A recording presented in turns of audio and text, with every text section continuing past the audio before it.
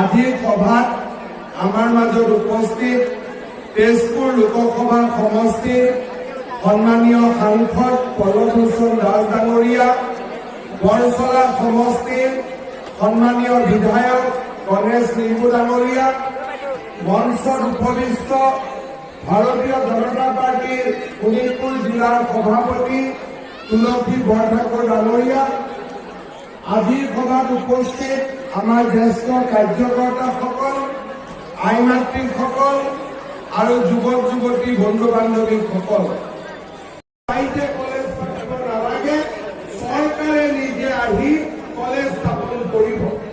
আজি মই জনাবলৈ পাই ভাল পাইছো যে চন্দ্ৰনাথ শৰ্মা ডাঙৰীয়াৰ নামেৰে এই বৰছলা সমষ্টিৰ ৰাজ্য চৰকাৰে 16 কোটি টকা খৰচ কৰি এখন সুন্দৰ আদৰ্শ মহাবিদ্যালয় ইয়াতে স্থাপন কৰিব।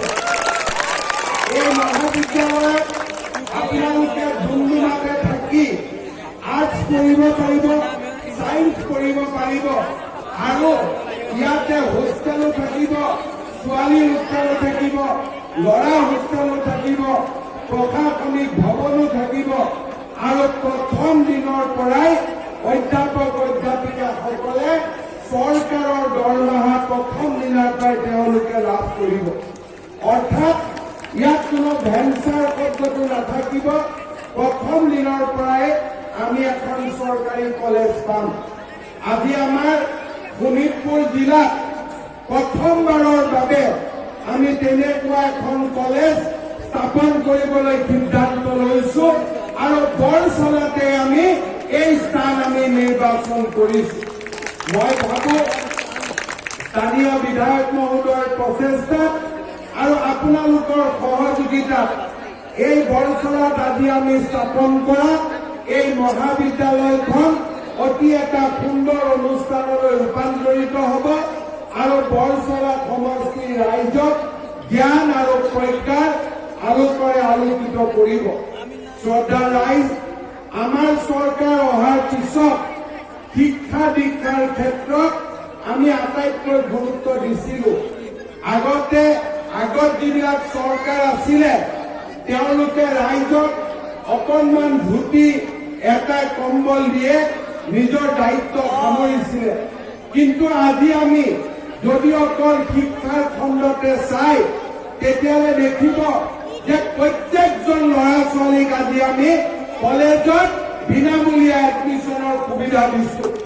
12,000 টকা লাগিছিল এডমিশ্যনত, আজি আমি কাৰো এটকাও লোৱা নাই। এই বছৰ 4.5 লাখ ছাত্ৰ ছাত্ৰীয়ে বিনামূলীয়াকৈ নামভৰ্তিৰ সুবিধা পাইছে। আগতে ক্লাছ 8লৈকে বিনামূলীয়া কিতাপ আছিল। আমি 9-10লৈকে বিনামূলীয়া কিতাপ দিলো, 11-12লৈকে বিনামূলীয়া কিতাপ দিলো। এইবাৰ আনকি ডিগ্ৰীত পঢ়ি থকা ল'ৰা ছোৱালীৰ বেংক একাউণ্টত আমি 1,500 টকাকৈ দিছো যাতে কিতাপ কিনি তেওঁলোকে নিজে কিনি ল'ব পাৰে। ছোৱালীক আমি হায়াৰ ছেকেণ্ডাৰী পাছ কৰাৰ পিছত ফাৰ্ষ্ট ডিভিজন পোৱা ছোৱালীসকলক আমি স্কুটি দিছো আৰু মোৰ মনত ইচ্ছা যে আমাৰ কলেজত যাবৰ কাৰণে ইয়াত যিবিলাক ল'ৰা ছোৱালী ঢেকীয়াজুলি কলেজত পঢ়ে, কলেজত যাবৰ কাৰণে অহা যোৱা খৰচ 100 টকা ডেইলি আমি খৰচ কৰিব লাগে। দেউতাক মাকে টকাটো ক'ৰ পৰা পাব? আমি চিন্তা কৰিছো যে অনাগত দিনত কলেজত অহা যোৱা কৰিবৰ বাবেও আমি ছাত্ৰ ছাত্ৰীসকলক ডেইলি আমি এটা টকা তেওঁলোকক আমি দিম যাতে তেওঁলোকে কলেজত অহা যোৱা কৰিবৰ বাবে কেণ্টিনত খাবৰ কাৰণেও তেওঁলোকে আৰু দেউতাক মাকৰ ওচৰত হাত পাতিব নালাগে। শ্ৰদ্ধা ৰাইজ, আমি এই ধৰণে অসমৰ চাৰিওফালে যাতে দুখীয়া মানুহে শিক্ষাৰ অধিকাৰ পাব পাৰে, দুখীয়া মানুহে শিক্ষাৰ জৰিয়তে নিজৰ জ্ঞান আৰু প্ৰজ্ঞাৰ ৰাস্তাৰে গৈ নিজৰ পৰিয়াল আৰু সমাজক সেৱা কৰিব পাৰে, তাৰ বাবে আমি ব্যৱস্থা হাতত লৈছো। আজি মই বিশ্বাস কৰো এই বৰছলাত চন্দ্ৰনাথ শৰ্মা ডাঙৰীয়াৰ সোঁৱৰণত যিখন কলেজৰ কাম আৰম্ভ কৰিলো সেই কলেজখনে এই অঞ্চলৰ বিশেষকৈ বৰচলা ৰাইজক উপকৃত কৰিব।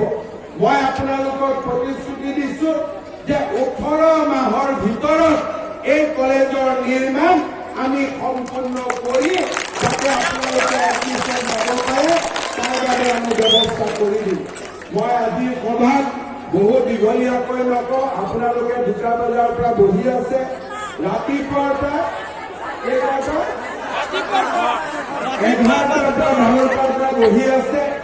আজি ৰাতিপুৱা মই বিহৰগুৰিত 16 কিলোমিটাৰ ৰাস্তা আমি চাইকেলেৰে চলাই ৰাইজৰ আশীৰ্বাদ বুটলিলো। কেতিয়াবা ইয়াত সোমাব লাগিব নেকি? সময়ত চেষ্টা কৰিম ইয়াতো আমি ৰাইজৰ মাজত এদিন আহিবৰ কাৰণে। ঠিক আছে না? আমাক আশীৰ্বাদ দিব যাতে এনেকুৱা ভাল ভাল কামবিলাক আমি কৰি থাকিব পাৰো, সদায় ৰাইজৰ মৰম লাভ কৰিব পাৰো।